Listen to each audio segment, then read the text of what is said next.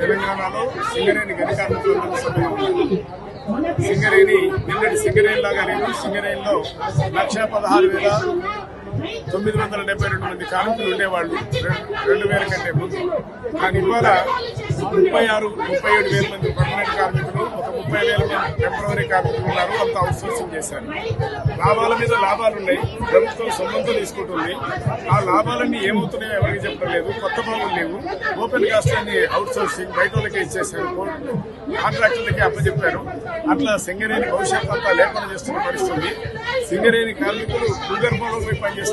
కానీ ఉన్న మొత్తం 2,300 పైన మిలియన్ డాలర్ల భూమి నిల్వలు ఉన్నాయని జిఎల్ఎస్కల్ సర్వే చెప్తా ఉంది. ఇప్పటిదా చేసింది కేవలం ఒక 1000 లోపే.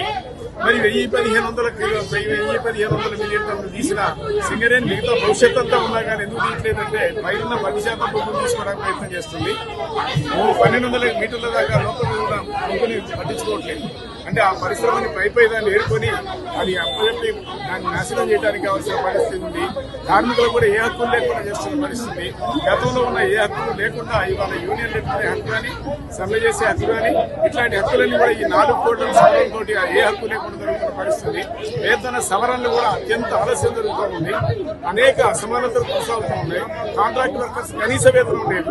జేపీసీసీలో నిర్ణయించిన వేతనాన్ని కూడా సింగరేణిలో అమలు జరగలేదు. ఇట్లాంటి దౌర్భాగ్యమైన పరిస్థితులు వ్యతిరేకంగా ఇవాళ సింగరేణి మొత్తంగానే సభ్యులు ఇప్పటికైనా బుద్ధి తెచ్చుకొని సరిచేయాలని, లేకపోతే ముందు అనేక ఆందోళనలు ఉంటాయని హెచ్చరిస్తా ఉన్నారు.